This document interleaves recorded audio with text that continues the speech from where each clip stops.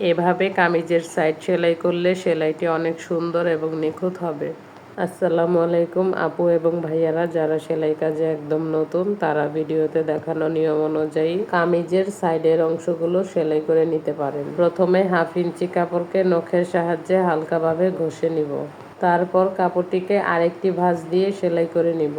এক্ষেত্রে ভাঁজ দেওয়া কাপড়টিকে হালকাভাবে বসিয়ে সেলাইটি করে নিতে হবে। সেলাইটি সাইড ফাড়ার জয়েন্ট থেকে 1/2 ইঞ্চি উপর পর্যন্ত করে নিতে হবে। এবার কাপড়টিকে ঘুরিয়ে ঠিক একই নিয়মে এপাশের সাইডের অংশটিও সেলাই করে নিতে হবে। ভিডিওটি ভালো লেগে থাকলে লাইক, কমেন্ট এবং শেয়ার করতে ভুলবেন না এবং আমার ভিডিওটি কে কোন জেলা থেকে দেখছেন অবশ্যই কমেন্ট বক্সে জানাবেন। পেজে নতুন হয়ে থাকলে একটি ফলো দিয়ে রাখবেন এবং আমার ভিডিওটি যদি ইউটিউব থেকে দেখে থাকেন তবে আমার চ্যানেলটিতে সাবস্ক্রাইব করে বেল বাটন অলে দিয়ে রাখবেন। এতে করে ভিডিও আপলোড করা মাত্রই নিত্য নতুন ভিডিও পৌঁছে যাবে আপনার কাছে। সাইডের একটি সেলাই দেওয়া কমপ্লিট হয়ে গেলে কিনার থেকে আমরা আরেকটি সেলাই দিয়ে নেব।